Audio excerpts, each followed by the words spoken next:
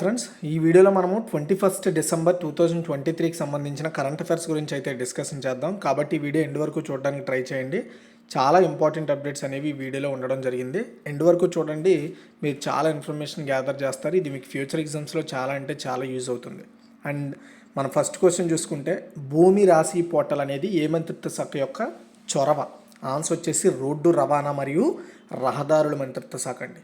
National highway authority of ఇండియాకు చెందిన 1467 ప్రాజెక్టులను భూమి రాశి పోర్టల్ కింద తీసుకొచ్చినట్లుగా కేంద్ర రోడ్డు రవాణా శాఖల మంత్రి ఇటీవలే తెలిపారు. ఎవరు? నితిన్ గడ్కరీ గారు.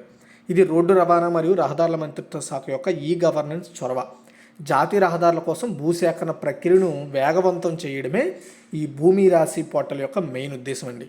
ఫర్ ఎగ్జాంపుల్, ఏదైనా రోడ్డు కన్స్ట్రక్షన్ చేయాలనుకున్నప్పుడు ఆ రోడ్డు ఏ వేలో వేద్దాం అనుకుని ఫిక్స్ అయినప్పుడు ఆ రోడ్డు ఉండే రైతుల భూములు కానీ ఇతరాతర వ్యక్తుల భూములను కొనుగోలు చేయడం కోసం వాటిని సేకరణ అంటాం. వాటి కోసం సింప్లిఫై చేసే పోర్టల్ అనమాట ఇది. తర్వాత సెకండ్ వన్, భారత అంతరిక్ష పరిశోధనా సంస్థ తన అపూర్వమైన చంద్రయాన్-3 మిషన్ కోసం ఏ అవార్డును అందుకుంది లేదా గెలుచుకుంది? ఆన్సర్ వచ్చేసి లీఫ్ ఎరిక్సన్ లోనర్ అవార్డు అండి. సో అంతరిక్ష పరిశోధనా సంస్థ ఇస్రో చంద్రయాన్-3 మిషన్ను చేపట్టినందుకు గాను లీఫ్ ఎరిక్సన్ లోనర్ అవార్డును అందుకుంది. ఐస్లాండ్లోని హుస్రాన్లో ఇన్వెస్టిగేషన్ మ్యూజియం అందించింది ఈ అవార్డు. చంద్రుని అన్వేషణ, ఖగోళ సంఘటనలను అర్థం చేసుకోవడంలో ఇస్రో యొక్క అసాధారణ సహకారాన్ని గుర్తిస్తూ ఈ అవార్డుని ఇచ్చింది. ఇస్రో తరపున భారత రాయబారి బాలసుబ్రమణ్యన్ శ్యామ్ ఈ ప్రతిష్టాత్మక అవార్డుని అందుకున్నారు. తర్వాత థర్డ్ వన్, భారతదేశంలో ఏ విమానాశ్రయం యొక్క టెర్మినల్ 2ను యునెస్కో ప్రపంచంలోని అత్యంత అందమైన విమానాశ్రయాల్లో ఒకటిగా గుర్తించింది? చాలా ఇంపార్టెంట్ క్వశ్చన్ అండి. ఓకేనా? ఆన్సర్ వచ్చేసి కెంపగౌడ్ అంతర్జాతీయ విమానాశ్రయం. ఓకే, ఇక్కడ విమానాశ్రయాన్ని గుర్తించలేదు, విమానాశ్రయంలో టెర్మినల్ 2ను, టెర్మినల్ అంటే వెళ్ళే దారి, ఎయిర్పోర్ట్లోకి వెళ్ళే దారిని మనము టెర్మినల్స్ అంటాం. అలా టెర్మినల్ 2ను రీసెంట్గా కన్స్ట్రక్షన్ చేశారు.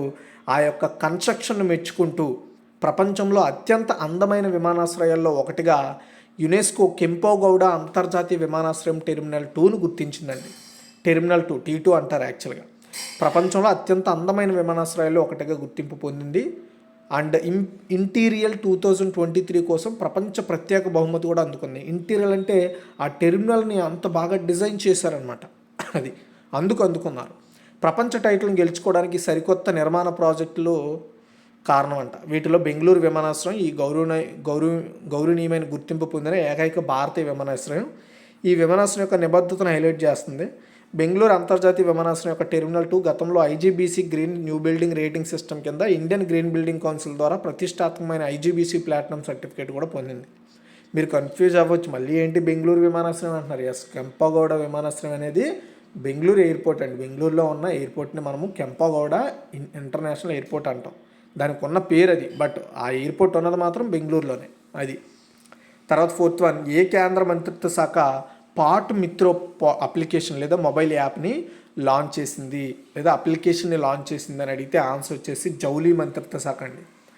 జనపనార రైతులు ఎవరైతే ఉంటారో వాళ్ళకి మినిమం సపోర్ట్ ప్రైస్, వ్యవసాయ శాస్త్రం గురించి ముఖ్యమైన సమాచారాన్ని అందించడం కోసం ఆ రైతులకి జౌళి మంత్రిత్వ శాఖ జూట్ సింపోజియం సందర్భంగా jute corporation of India limited అభివృద్ధి చేసిన మొబైల్ అప్లికేషన్ పాట్ మిత్రోను లాంచ్ చేసింది. 6 భాషల్లో ఇది అందుబాటులో ఉంటుందని ఆ మంత్రిత్వ శాఖ కార్యదర్శి రచనా షా తెలిపారు. తాజా వ్యవసాయ పద్ధతులు, కనీస మద్దతు ధర, జూట్ గ్రేడేషన్ పారామీటర్సు, జూట్ ఐకేర్ వంటి రైతు కేంద్రీకృత పథకాలు, వాతావరణ అంచనాలు, మొత్తం అండి ఈ జనపనార రైతులకు కావాల్సిన ప్రతి ఇన్ఫర్మేషన్ని పొందడానికి ఈ పాట్ మిత్ర అనేది యూజ్ అవుద్ది. ఇంకా మీకు ఏమైనా డౌట్స్ ఉంటే ఆ డౌట్స్ని కూడా చాట్బోట్ అనే ఆర్టిఫిషియల్ ఇంటెలిజెన్స్తో పనిచేసే చాట్బోట్ కూడా ఉంటుంది. సో అది మనకి అంటే ఆర్టిఫిషియల్ ఇంటెలిజెన్స్ కాదు, ఆటోమేషన్తో పనిచేసే ఒక చాట్బోట్ ఉంటుంది. అది మన డౌట్స్ని క్లారిఫై చేస్తుంది. తర్వాత 5, ఇటీవల వీరచక్ర అవార్డును అందుకున్న INS నౌక ఏది?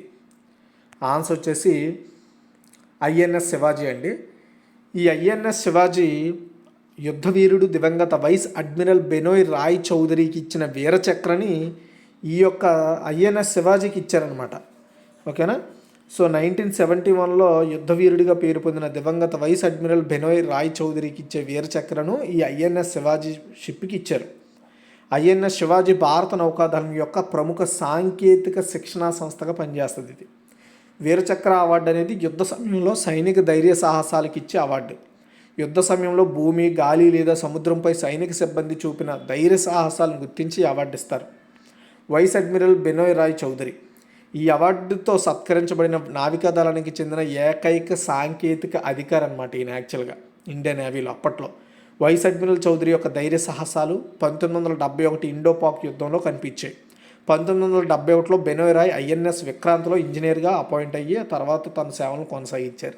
అయితే ఐఎన్ఎస్ శివాజీకే ఇవ్వడానికి గల కారణం ఏంటి? ఈ యొక్క వీరచక్రని, అతని వీరచక్ర అవార్డుని ఐఎన్ఎస్ శివాజీకి ఇవ్వడానికి గల కారణం అయితే చెప్పలేదు.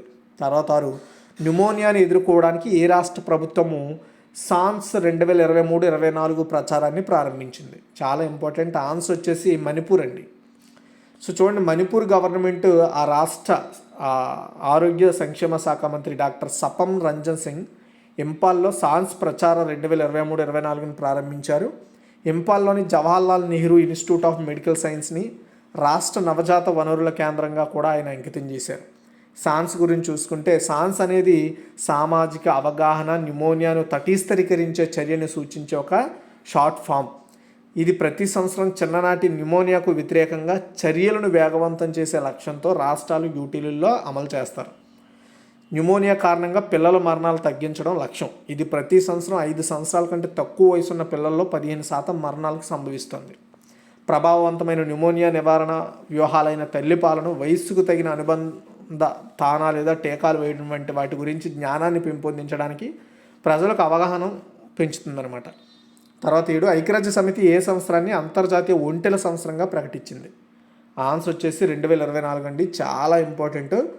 ప్రపంచవ్యాప్తంగా ప్రజల జీవితాల్లో ఒంటెల ప్రాముఖ్యతను హైలైట్ చేయడం కోసం ఐక్యరాజ్య సమితి 2024వ సంవత్సరాన్ని అంతర్జాతీయ ఒంటెల సంవత్సరంగా ప్రకటించడం జరిగింది.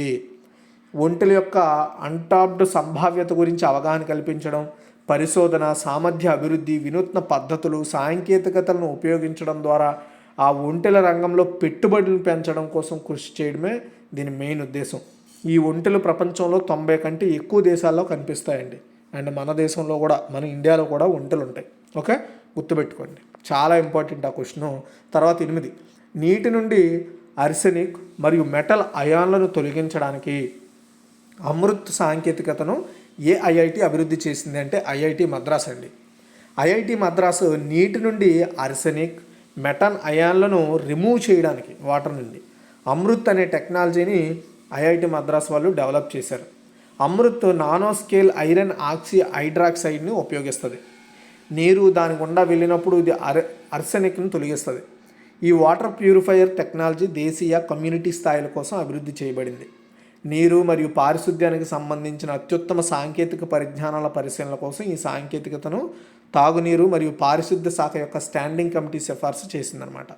ఓకే, మొత్తానికి అమృత్ అనే ఒక టెక్నాలజీని, వాటర్ని ప్యూరిఫై చేసే టెక్నాలజీని ఐఐటి మద్రాస్ వాళ్ళు డెవలప్ చేశారు. తర్వాత 9, భారత కోస్ట్ గార్డ్ కోసం 6 ఆఫ్షోర్ పెట్రోలింగ్ షిప్లు కొనుగోలు చేయడానికి ఏ సంస్థతో రక్షణ మంత్రిత్వ శాఖ ఒప్పందం కుదుర్చుకుంది అంటే ఆన్సర్ వచ్చేసి Mazagon dockyard ship builders limited అండి. భారత్ కోస్ట్ గార్డ్ కోసం నెక్స్ట్ లెవెల్కి చేరుకోవడం కోసం ఆఫ్షోర్ పెట్రోలింగ్ షిప్లను కొనుగోలు కోసం మజ్గావ్ డాక్యార్డ్ షిప్ బిల్డర్స్ లిమిటెడ్తో భారత రక్షణ మంత్రిత్వ శాఖ ఎంఓయు కుదుర్చుకుందనమాట. ఈ ఒప్పందం ప్రకారం 1614.89 కోట్ల రూపాయల పెట్టుబడితో పెట్రోలింగ్ షిప్లను కొనుగోలు చేస్తుందన్నమాట. దీని ఉద్దేశం ఏంటంటే పెట్రోలింగ్ షిప్లు కొనుగోలు చేయడం ద్వారా భారత తీరణ రక్షణ దళం ఏదైతే ఉందో, సో ఆ రక్షణ దళం సామర్థ్యాన్ని పెంచుకోవడము, తీరగస్తీని కొంత పెంచడం కోసం ఇవి ఉపయోగపడతాయి. ఈ నౌకలు మన ఇండియాలోనే రూపొందిస్తారు, అభివృద్ధి చేస్తారు. ఓపీవీలు అంటారు. యాక్చువల్గా ఓపీవీలు అంటే offshore patrolling vehicles. Okay, so ఈ హెలికాప్టర్ల ఆపరేటింగ్ సామర్థ్యాలతో ద్వీప ప్రాంతాలతో సహా మన ఇండియాలో సముద్ర ప్రాంతాల్లో పనిచేస్తాయి. ఇంక ఇండియన్ కోస్ట్ గార్డ్ గురించి చూసుకుంటే ఇది రక్షణ మంత్రిత్వ శాఖ పరిధిలో ఒక సాయుధ దళం. ఆవిష్కరణ, రక్షణ, సముద్ర చట్టాన్ని అమలు చేస్తుంది. దీని ప్రధాన కార్యాలయం న్యూఢిల్లీలో ఉంది. ఇది కోస్ట్ గార్డ్ చట్టం 1978 ద్వారా మన ఇండియా యొక్క స్వతంత్ర సాయుధ దళంగా ఆగస్టు 1978లో ఏర్పాటైంది. నెక్స్ట్ 10, మౌలానా అబుల్ కలాం ఆజాద్ ట్రోఫీ 2023ని ఎవరు గెలుచుకున్నారంటే గురునానక్ దేవ్ విశ్వవిద్యాలయం అమృత్సర్. నేషనల్ స్పోర్ట్స్ అవార్డు 2023 కింద మౌలానా అబుల్ కలాం ఆజాద్ ట్రోఫీని ఈ సంవత్సరం అమృత్సర్లోని గురునానక్ దేవ్ విశ్వవిద్యాలయానికి ప్రదానం చేస్తారు. మౌలానా అబుల్ కలాం ఆజాద్ ట్రోఫీని ఇంటర్ యూనివర్సిటీ టోర్నమెంట్లో ఒకటి. దీన్ని ఎవ్రీ ఇయర్ కూడా ప్రదర్శన చేసినందుకు ఇస్తారు.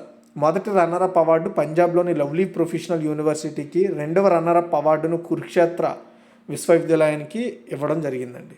ఓకే, తర్వాత 11 సూపర్ టాలెంటెడ్ యూరోపియన్ ఛాంపియన్షిప్లో ఉత్తమ మహిళా చెస్ క్రీడాకారిణి టైటిల్ని గెలుచుకున్న భారతీయ సంతతికి చెందిన బ్రిటిష్ విద్యార్థి ఎవరు లేదా విద్యార్థిని ఎవరు?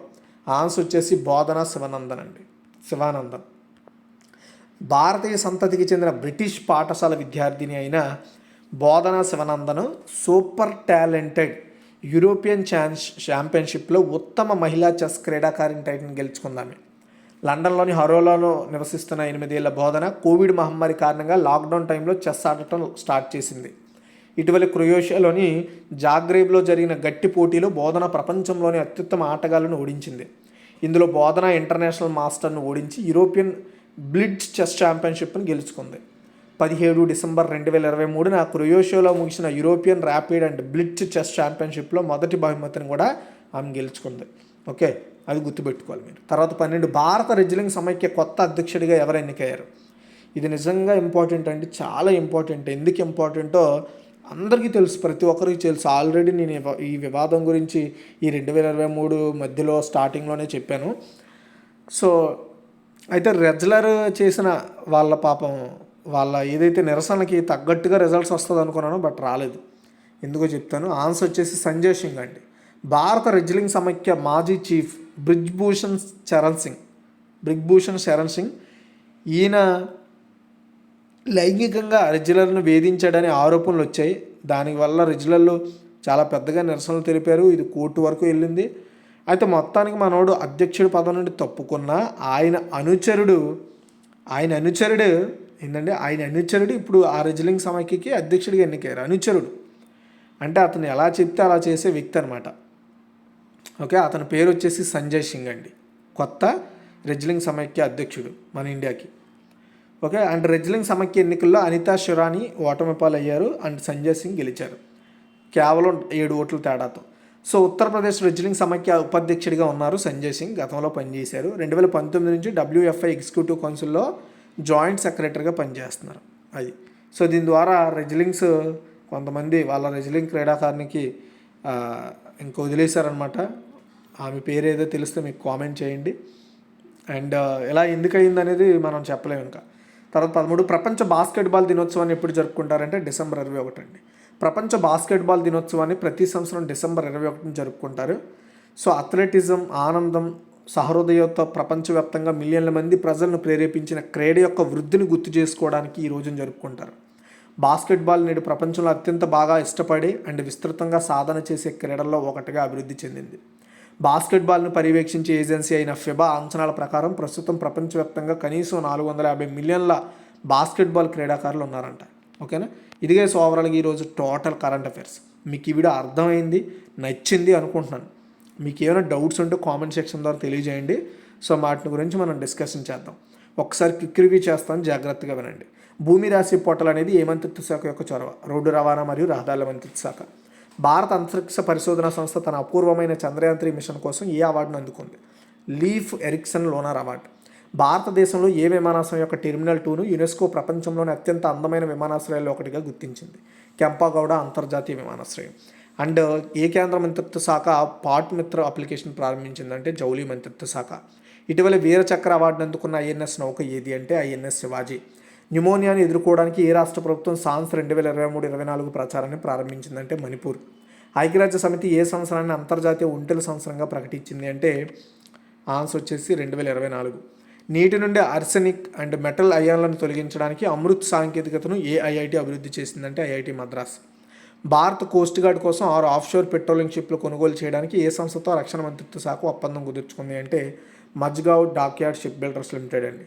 మౌలానా అబుల్ కలాం ఆజాద్ ట్రోఫీ 2023ని ఎవరు గెలుచుకున్నారంటే గురునానక్ దేవ్ విశ్వవిద్యాలయం అమృత్సర్. సూపర్ టాలెంటెడ్ యూరోపియన్ ఛాంపియన్షిప్లో ఉత్తమ మహిళా చెస్ క్రీడాకారిణి టైటిల్ గెలుచుకున్న భారతీయ సంతతికి చెందిన బ్రిటిష్ విద్యార్థిని ఎవరంటే బోధనా శివనందన్. అండ్ భారత రెజ్లింగ్ సమైక్య కొత్త అధ్యక్షుడిగా ఎవరు ఎన్నికయ్యారంటే సంజయ్ సింగ్. ప్రపంచ బాస్కెట్బాల్ దినోత్సవాన్ని ఎప్పుడు జరుపుకుంటారంటే December 21. Thanks for watching guys.